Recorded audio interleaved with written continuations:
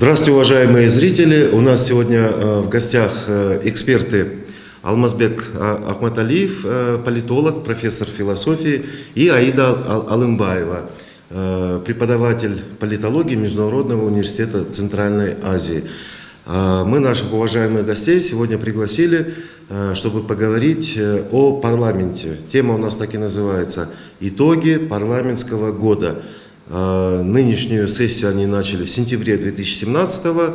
Вот к моменту выхода нашей передачи в эфир уже спикер Дастан Джумабеков выступит с итоговой пресс-конференцией, расскажет о результатах работы Джоркенеша. Наверняка там будет много интересной информации, много актуальной, нужной статистики. А мы, предваряя выступление спикера, решили сами так, между собой, неформально собраться и дать какие-то оценки, да, ну, может быть, заглянуть в ближайшее будущее, потому что уже не за горами следующие парламентские выборы, да, это тоже интересная тема. Ну и интригу добавило то, что несколько дней назад президент страны пришел, Джоркенеш, выступил с речью. Интересная она или нет, на этот счет у каждого свое мнение, но мы у наших гостей об этом обязательно спросим. Да? Итак, вот как вы восприняли речь президента, раз. Второе, как вы вообще оцениваете итоги работы депутатов за прошедший парламентский год? Ну и третий, заключительный вопрос будет, наверное, как раз-таки немножко уже такая вольная тема, да? Что вообще дальше у нас будет в целом с парламентской системой? Да, вот, все-таки какой страной мы будем, там, президентская, парламентская или со смешанной формой правления? Ну, я думаю, этими вопросами мы охватим на самом деле очень большой спектр, да, вещей, интересных всем. Итак, после вот этого краткого вступления давайте тогда перейдем. Первым слово Алмазбек Паке, да, вам, наверное, предоставим. Ну, если оценивать деятельность Джоркенеша, парламента, парламентский год, скажем так, то, честно говоря, я не помню, чтобы они какой-то наиважнейшие какие-то законы принимали, да, поскольку основной функцией парламента является законодательная функция. Но больше запомнилось, мне кажется, вот эти решения действующего парламента по отставке правительства, да, вот эти вещи, они больше запомнились, мне кажется. И если судить, значит, чисто законодательную деятельность парламента, то, мне кажется, ничего особого не было. Законы принимались, какие-то изменения в закон принимались. Но я просто знаю изнутри парламент, очень многих депутатов. Иногда стараюсь онлайн смотреть, как они действуют.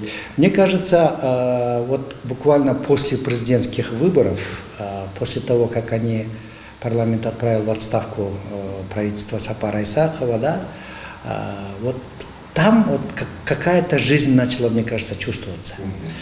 Потому что, ну, видимо, у них появилось какое-то окно небольшой свободы, скажем так, да, когда пересмена власти и так далее, и так далее. Но, мне кажется, тут опять-таки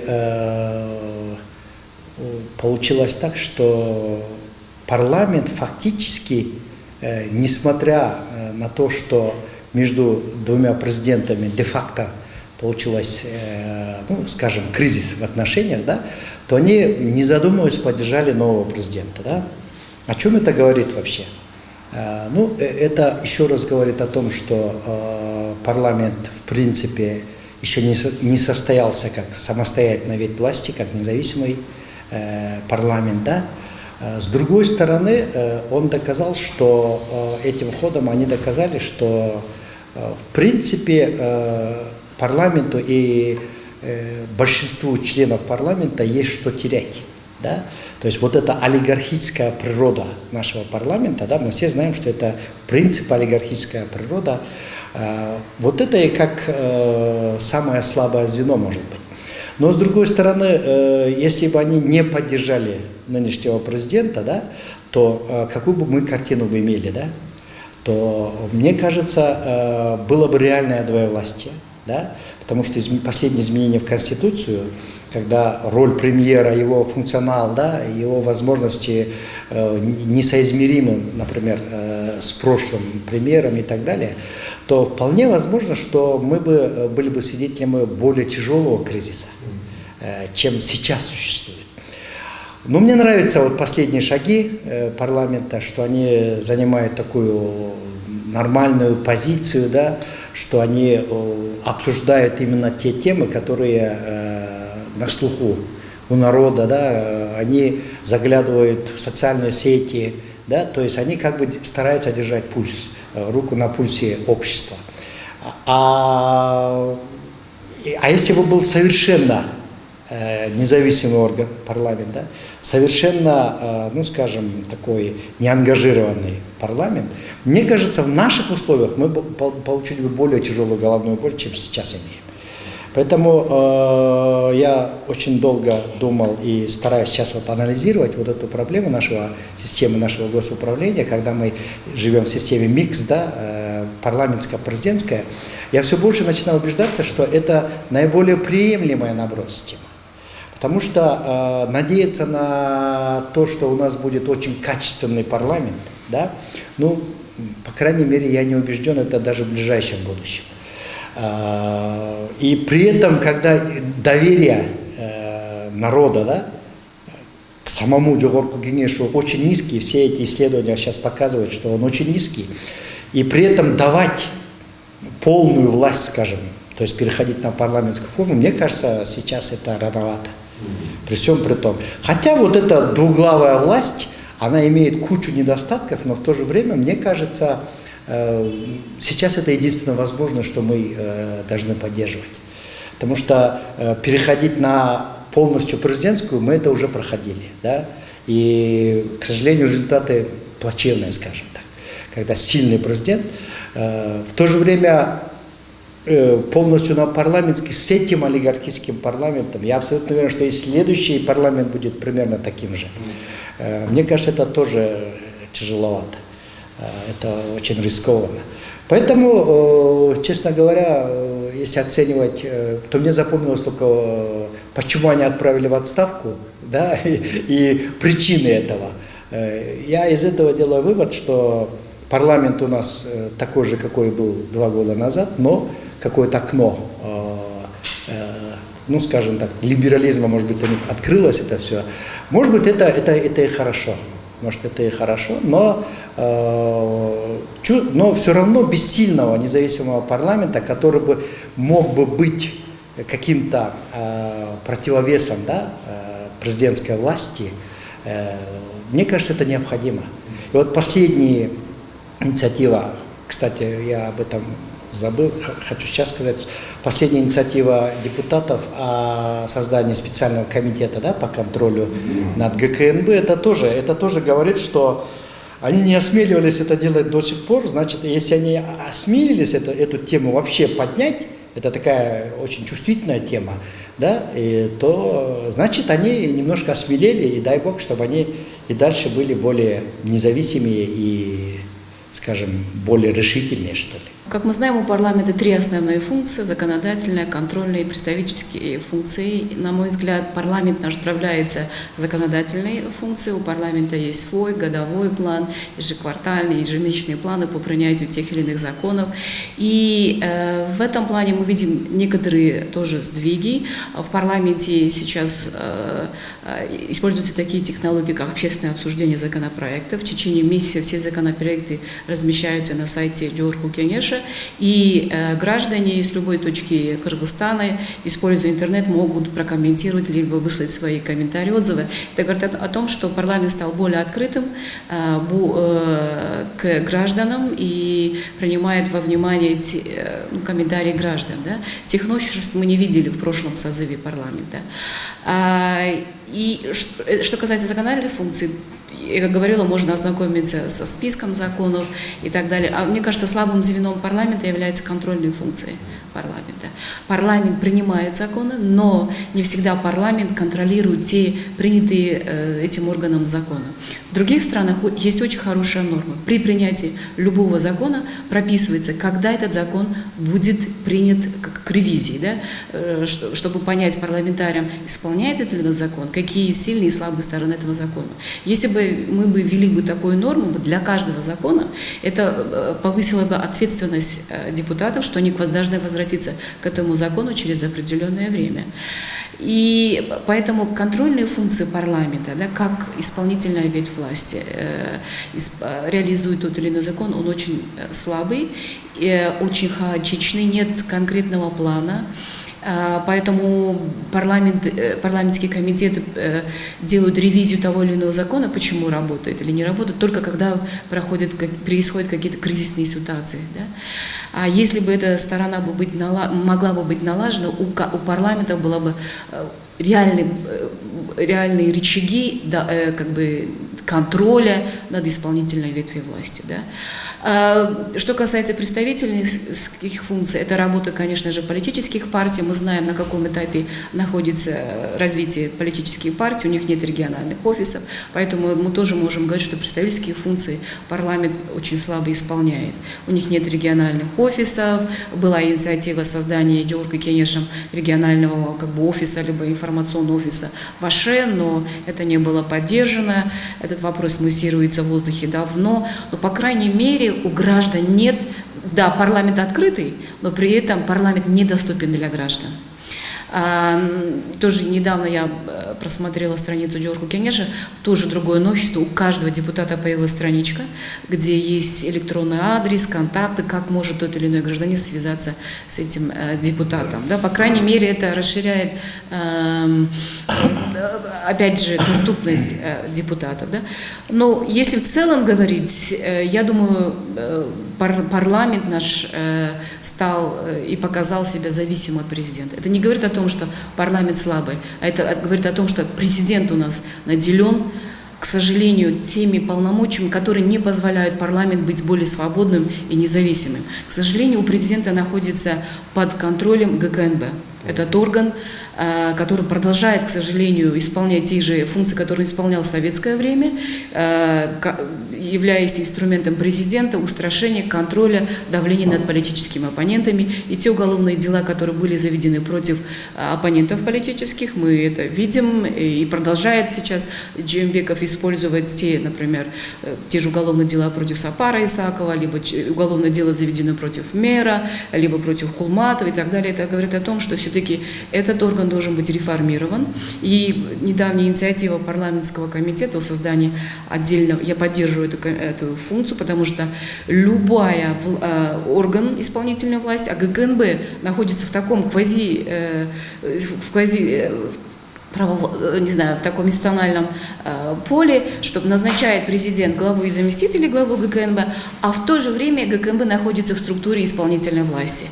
То есть премьер-министр не может повлиять на устранение от должности глав ГКНБ. То есть есть некоторые недочеты, которые были прописаны в нашей Конституции, поэтому парламент должен усилять свое влияние над ГКНБ.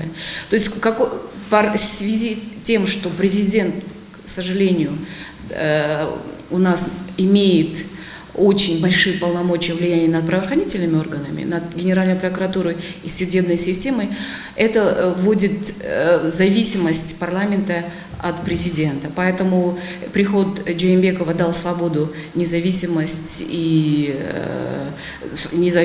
открытость парламенту, и мы надеемся, что если это такой баланс сил, система сдержек и противовес сохранится, то это будет, конечно же, на пользу играть парламенту, что он будет поднимать очень актуальные вопросы, которые не всегда поднимались в парламенте.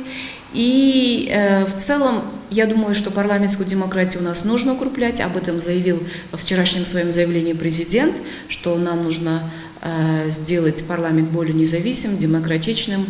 И в этом отношении нам нужно помогать парламенту становиться более сильным, более независимым. Алмазбек Акматалевич, вот вы, по-моему, назвали один из самых главных изъянов вообще вот нашего Джорджа Кенеша, назвав этот парламент олигархическим. Но конечно же, имеется в виду не этот состав, а в принципе, да, парламент у нас давно приобрел вот такие черты.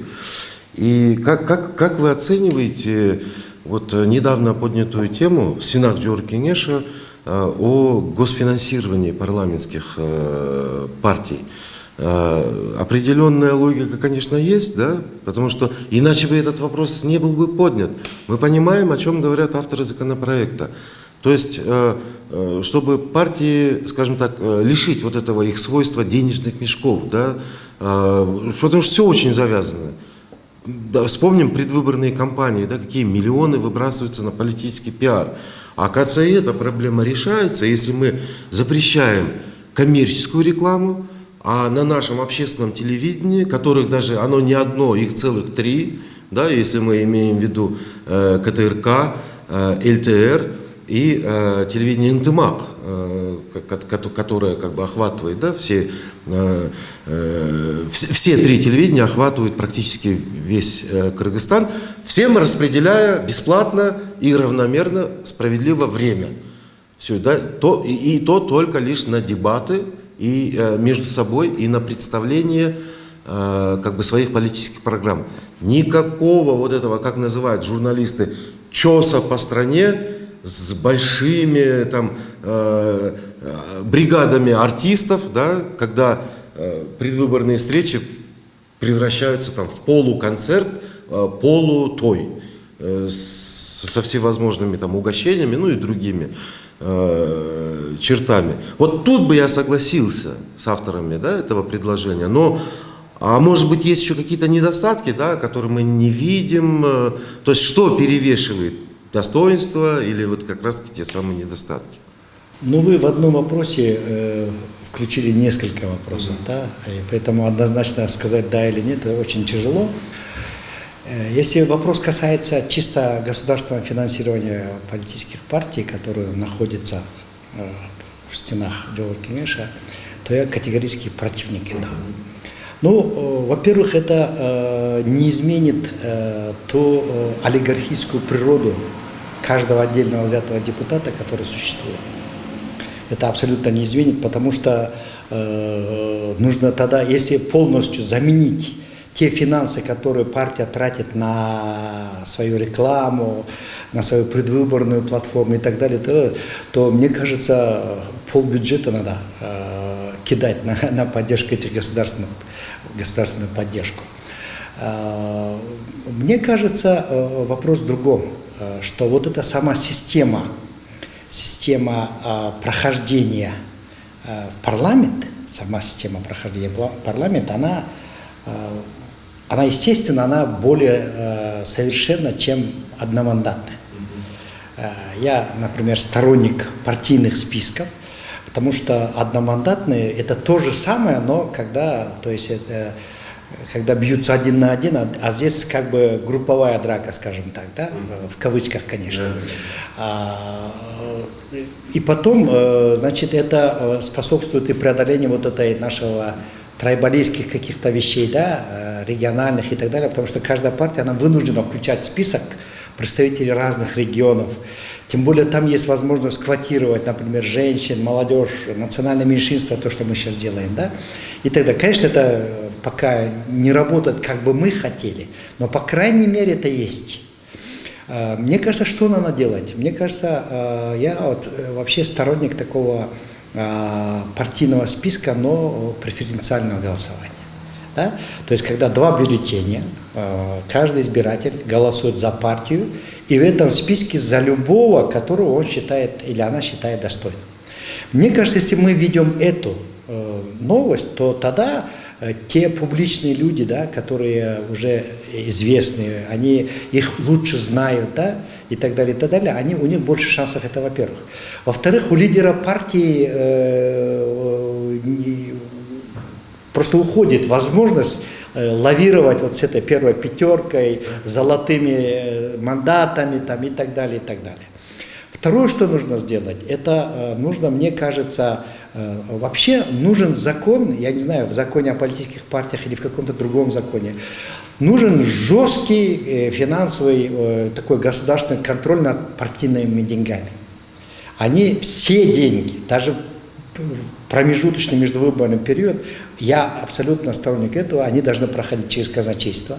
Счетная палата должна иметь право их проверять. Да? Почему? Потому что это политическая партия, которая пришла к власти, это уже не общественная организация. Это партия, которая формирует власть. Она сама становится властью, и более того, она еще формирует исполнительную власть. Поэтому такой, знаете, такой романтический подход к партии, как, ну что, собрались люди, создали партию, а зачем их контролировать, это уже не проходит. Потому что партия уже участвует. Сейчас не только Джор Кеңеш. Вы знаете, что городские кеңеши, они по партийным спискам. То есть мы уже спустились на один уровень даже ниже, и поэтому к финансам партии нужен особый подход. Я абсолютно в этом уверен. Третье, что нужно сделать для того, чтобы, мне кажется, мы должны подумать над вот этим порогом, избирательным порогом, да, у нас сейчас уже 9%, да, это, мне кажется, в таких более-менее известных странах, я не знаю, что там творится в африканских странах, да, но самый большой вот этот порог избирательный в Турции сейчас около 10%. Понимаете, вот эти 10%, я считаю, что это огромный порог.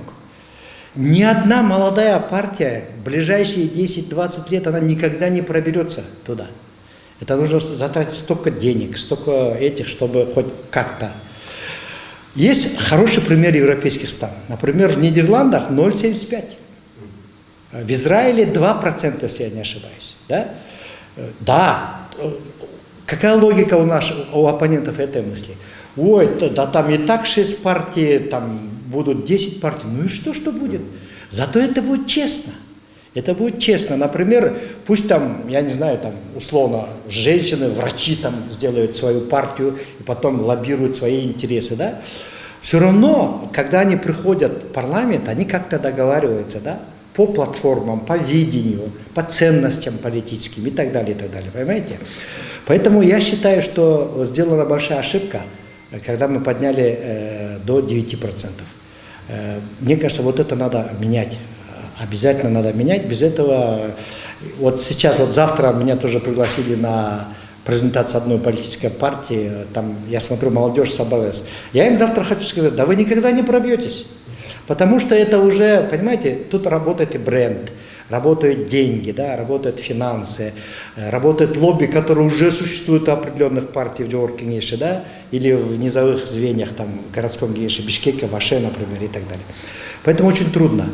А если этого нет, то надеяться на то, что молодые ребята, да, которые у них совершенно другое мышление, что они пробьются через какую-то другую партию.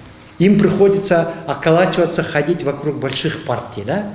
Там, а это опять зависимость от лидера, и пошло-поехало, да?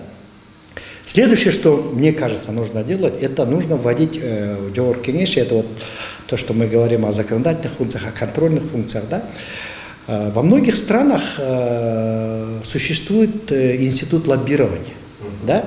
То есть вообще сейчас непонятно, вот этот конкретный закон, кто лоббирует. Естественно, какое-то отраслевое министерство лоббирует. А вдруг есть какое-то общественное объединение, да, или какой-то круг лиц, которые заинтересованы, они там бенефициары этого закона, да, и так далее. Но у нас, кроме того, как идти в парламент, там, разговаривать с депутатом, может быть, даже подкупать его, я не знаю, там, как это все происходит, но сам процесс прохождения, вообще возникновения закона и его прохождения через Джор Кеңеш, он абсолютно непрозрачен. Естественно, кто-то лоббирует этот закон. Естественно, что кто-то лоббирует даже решения комитетов, фракций даже, может быть, да? Но если это непрозрачно, то значит там могут быть какие-то другие вещи происходить.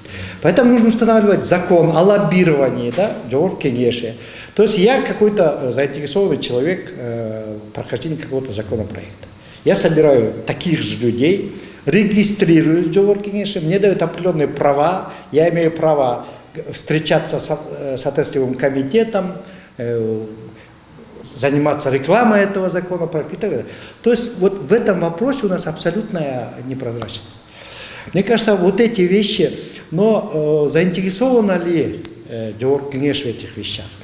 И вообще, когда мы говорим, что вот президент должен быть локомотивом реформ, да, почему мы даже со вчерашнего дня начинаем обсуждать, а почему президент об этой теме не сказал о теме политзаключенных, не сказал там, я не знаю, там, о больных туберкулезом там, да, и так далее, и так далее. А почему только президент должен быть локомотивом реформ? Почему Георг Кенеш априори снимает с себя вот эту роль локомотива? Да? У них же огромные возможности стать реальным локомотивом реформ. Да? Почему это происходит? Мы должны с этим разобраться. Потому что состав парламента, потому что депутаты разными путями прошли. Я знаю депутатов, которые входили в первую пятерку определенной партии, он заплатил $200 тысяч, он даже в свой округ не ехал. Деньги сработали, и за счет того. Поэтому, если это преференциально будет, если будет меньше порог и так далее, я абсолютно уверен, что качественный состав парламента, это во-первых, и во-вторых, независимость отдельных депутатов, да, она будет выше. Независимость фракций тоже будет выше. Пока вот такие люди не придут в парламент, нельзя ожидать от парламента каких-то сверхреформаторских вещей, к сожалению. Аида, вы говорили о слабости парламентского контроля. Да? Я склонен с вами согласиться. Я думаю, что оценки многих там, кыргызстанцев, да, они, может быть, еще более категоричные, да, и более негативные. Но вопрос, да, в данном случае мы как бы констатацию производим, да, мы фиксируем, да, определенное положение. А вопрос, а как вот активировать все-таки вот эту, шикарную возможность у парламента, да, которым он, к сожалению, не пользуется, и который очень сильно помог бы общему нашему развитию, прогрессу какому-то, там, в хорошем смысле, вот, соревновательности, состязательности в нашей политике. Ведь доходит иногда до абсурда, да? Помните, вот сейчас сколько людей находится под следствием по делу ТЭЦ, да? А парламент, который все это ратифицировал, благословил, так сказать, да? Они сейчас спрашивают у тех же там, руководителей ведомств, у представителей правительства, да? Почему вы допустили до такого, да? А никто не спрашивает, а почему вы поддержали это? Да, потому что вот, наверное, что контрольная функция подразумевает. Я вообще молчу уже о другом анекдоте, когда, скажем там, когда утверждали Сапара Исакова на должность премьер-министра, да, и точно такое же количество голосов проголосовало, когда выражали ему вотум недоверия. Вот чего не хватает? Вот для того, чтобы этот парламентский контроль действительно заработал, для того, чтобы наш парламент стал, я не знаю, просто местом какой-то необычайной активности, да, такой позитивной энергетики, созидательности, чтобы он, как бы, скажем так, жестко требовал, в конце концов, а не только ругал министров там, за внешний вид, да, и за то, что кто-то, например, там, не владеет государственным языком. На мой взгляд, с одной стороны, можно сказать, что слабая функция парламента из-за того, что опыта парламента в проведении парламентских в целом функций очень мало. Да? Мы знаем, что наш парламент стал независимым, более открытым только с 2010 года. Да? И поэтому уделяли огромное значение только законотворческой деятельности. В стране нужны были новые законы, нужно было проводить, я не знаю, реформы, как они любят говорить. И мало все-таки внимания уделяли контрольной функции. То есть это не было запросом общества. У парламента стояла первоначальная задача привести в норму правовую базу. Да? Сейчас стоит другой запрос, общественный запрос, да, чтобы парламент больше уделял внимание, как те или иные министерства исполняют те или иные. Вообще исполняют ли они свои функции согласно закону. Например, возьмем антикоррупционную службу. у президента, насколько я понимаю, я не юрист, но насколько я понимаю, президент не имел права, полномочий создавать государственную службу. Только у парламента есть функция создавать государственную, утверждать, да, кабинет министров, соответственно, те или иные министерства. Но, как мы знаем, Атамбаев своим указом создает эту службу, да, антикоррупционную службу. То есть прошло нарушение закона, Конституции, главного закона, но при этом парламент промолчал. Да? Вот на такие решения президента и в целом правительства нужно реагировать со стороны правительства. Да? То есть природа парламента была то, что она была зависима от президента. И до сих пор мы можем констатировать факт о том, что парламент не полностью является независимым. У нас нарушена система сдержек и противовесов, поэтому и контрольные функции, соответственно, страдали. Да? Если кто-то из депутатов мог поднять очень щепетильную тему, то, конечно, вопрос безопасности депутата стоял на первом месте. Поэтому, если бы у нас была идеальная система этих, опять же, систем сдержек противовесов, то любой депутат, любой комитет парламентский мог бы поднять ту или иную очень острую, серьезную проблему. Но эта тема не поднималась, да, потому что мы знаем, что в атамбайские времена против неугодных депутатов заводились уголовные дела. Если возьмем прошлый созыв парламента, мы увидим, что в целом 14 уголовных дел было возбуждено против депутатов Жеошка Кенеша. Этого созыва против 7-8 депутатов уже опять возбуждено уголовное. О какой независимости парламента, о какой контрольной функции эффективной мы можем говорить вот в силу вот такой политической ситуации, в которой мы находимся. Да, поднимались какие-то, может быть, вопросы аграрного развития, там вопросы экологии поднимались, а очень щепетильные, серьезные вопросы не поднимались, и парламент просто из-за безопасности, личной безопасности депутата этому не уделяется внимания. Но в связи с тем, что у нас как бы ситуация меняется, президент пока дает возможность парламенту поднимать острые, серьезные вопросы, то нужно и есть общественный запрос, чтобы парламент все-таки следил, как буквы закона исполняются, да, за этим следят, да, судебные системы, Генпрокуратура. У парламента очень большие функции есть проводить независимые расследования, запросы отправлять и так далее. Но системного характера это не имеет. Поэтому я думаю, если природа полномочий между президентом и парламентом будет все-таки двигаться в нужном нам направлении, то и контрольные функции будут исполняться очень открыто. И так. Например, опять же возьму ГКНБ. Да, этот вопрос неспроста стал, потому что, наверное, и депутаты, и общественность видят, что нужно контролировать этот орган. Потом мы сделали анализ с 2000 года, и в частности 2010 года, функции ГКНБ расширяются с каждым годом. Они сейчас отвечают и за религиозный экстремизм, они отвечают за контрразведку и разведку, отвечают за информационную безопасность и так далее, и так далее. Расширяются функции, но при этом у парламента нет полномочий следить, а насколько эти функции соответствуют закону, и вообще нет доступа к ГКНБ, вообще внутренние их нормативы отвечают ли Конституции, либо закону или нет. Другой пример. Парламент не полностью использует счетную палату, аудиторскую проверку для того, чтобы понять, насколько бюджетные средства используются эффективно или нет. Но опять главный вопрос стоял все-таки у депутатов о своей личной безопасности. И мы знаем, как уже сказали, олигархический характер не позволяет этим депутатам поднимать серьезные вопросы. Есть несколько только депутатов, которые поднимают этот вопрос, и мы их знаем, и мы этих депутатов должны поощрять и благодарить. Это Никитенко, это Исхак Масалиев, это лидер Атамекен и так далее, и так далее. Очень мало этих людей, но мы должны им признать и ту работу, которую они проводили в рамках вот этих, даже давления, которое имел парламент. Понимаете, вот мы все думаем, что парламент, да, контрольные функции оставляют желать лучшего. Очень много случаев, когда даже в стенах парламента при обсуждении того или иного законопроекта мы можем слышать такие мнения: а вообще зачем менять? Давайте то, что есть, выполним. Да? То есть у нас, в принципе, за эти годы созданы неплохие законы. Да? Они очень плохо контролируются. И, понимаете, преувеличивать значение вот этих контрольных функций парламента, мне кажется, тоже нельзя. Потому что Вы уверены, что вот эти парламентские слушания или контроль каких-то законов могут проводиться нынешним парламентом или каким-нибудь комитетом с целью того, чтобы этот закон выполнялся? Я, например, не совсем уверен. Иногда бывает, что специально затевают какую-то вещь для того, чтобы там снять министра и поставить на его место своего. Я, к примеру, говорю, да? И вот такие вещи тоже происходят, понимаете?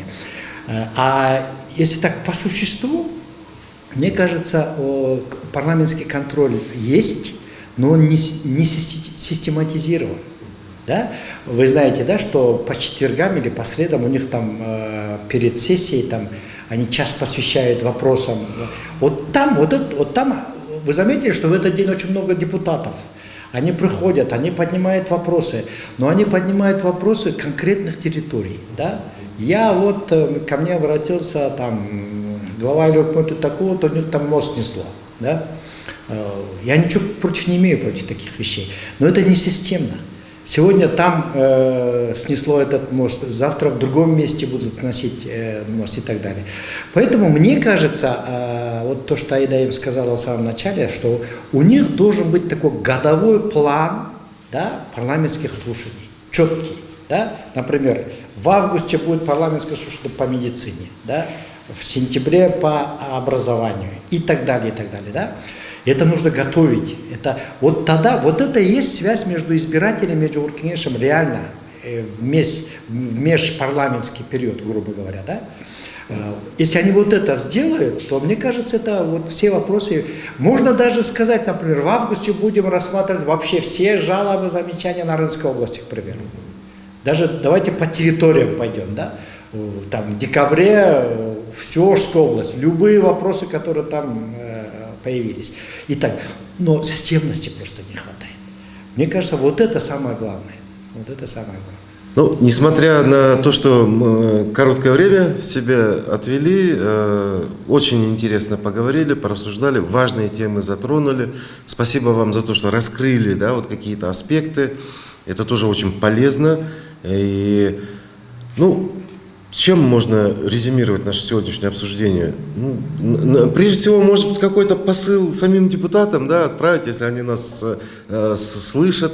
Это также, конечно, и их избирателям, да, может быть, им тоже помогут, да, ваши оценки экспертные, очень, кстати, замечательные, прям точные. Парламент уже, по-моему, экватор своего срока перешел. То есть они должны помнить, что теперь время неумолимо для них начал уже обратный отсчет. Не за горами новая кампания предвыборная. И с чем они вообще выйдут к народу, какими достижениями будут хвастаться, да? Все это, конечно, должно наталкивать их на более какую-то активную работу, да, на выстраивание вот четкой обратной связи со своими регионами, там, со своими избирателями, или пусть даже какие-то социальные группы, да, которые они представляют. Но в этом плане, я думаю, потенциал нашего экспертного сообщества никогда нельзя недооценивать. Вот это тоже нужно. Вот я бы, например, назвал один из минусов для меня существенных, это то, что Журкенеш очень часто просто игнорирует. Он очень просто часто игнорирует экспертные предложения. Как правильно, вот я не помню, кто из вас сказал, но мне очень понравилось это определение, что деятельность парламента какой-то хаотичный и несистемный порядок носит. В этом смысле хотелось бы, конечно, больше дисциплины, больше порядка.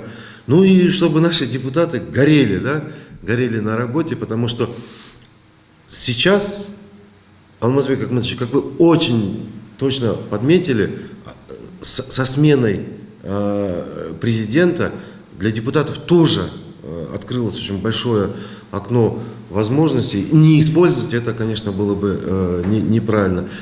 Спасибо вам большое. Я думаю, это не последняя наша встреча. Давайте почаще собираться и на других темах. Вот. И вам, дорогие зрители, спасибо за то, что уделили внимание.